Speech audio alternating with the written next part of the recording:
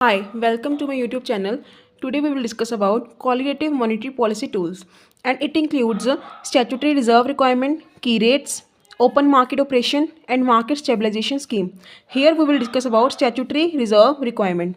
तो इसमें क्या होता है, जैसे मिस्टर ए ने पैसे दिए बैंक को 100 रुपया जमा करवाया एज डिमांड डिपॉजिट और टाइम लिबिलिटी। डिमांड डिपॉजिट होते हैं जो हम सेविंग अकाउंट में पैसे जमा करवाते हैं।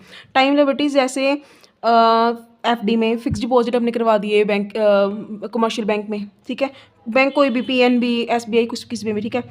और या फिर आरडी करवा दी, ठीक है। तो ये बैंक के पास जमा करवाए मिस्टर ए ने। अब बैंक क्या कर देगा, बैंक अपने पास 100 रुपया रखेगा, बैंक आगे देता लोन क्योंकि उसको चाहिए होती रिटर्न, ठीक है।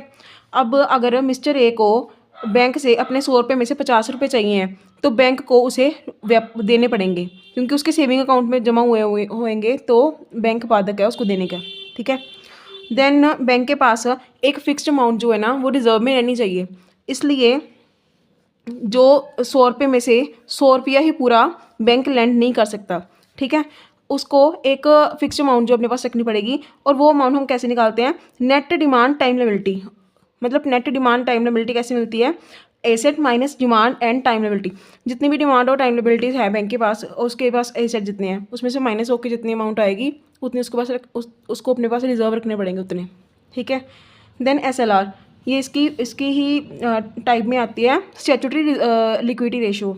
सम परसेंट ऑफ एनडीटीएल जो है वो बैंक को अपने पास रखनी पड़ेगी, ठीक है। जैसे 100 रुपया मानते हैं, 100 रुपया बैंक को दिया, अगर 19 जो परसेंट है 100 रुपये का उसको बैंक को अपने पास रखना है, मतलब 100 रुपये में से 19 रुपये जो रिजर्व में रखने पड़ेंगे बैंक को, ठीक है। 19% ऑफ 100 कितना आएगा, 19 अपने पास रिजर्व में रखने पड़ेंगे बैंक को, ठीक है। और एसएलआर जो है ना किसी फॉर्म में भी बैंक अपने पास रख सकता है, कैश की फॉर्म में, गोल्ड की फॉर्म में, जीसेक की फॉर्म में, ठीक है। और कैश की फॉर्म में रिटर्न नहीं मिलेंगे उसको, गोल्ड और गवर्नमेंट सिक्योरिटीज़ की फॉर्म में बैंक को रिटर्न मिल सकते हैं। देन इज सीआरआर, जैसे ये स्टैट्यूटरी लिक्विडिटी रेशो ये बैंक अपने पास रखता था रिजर्व, है ना।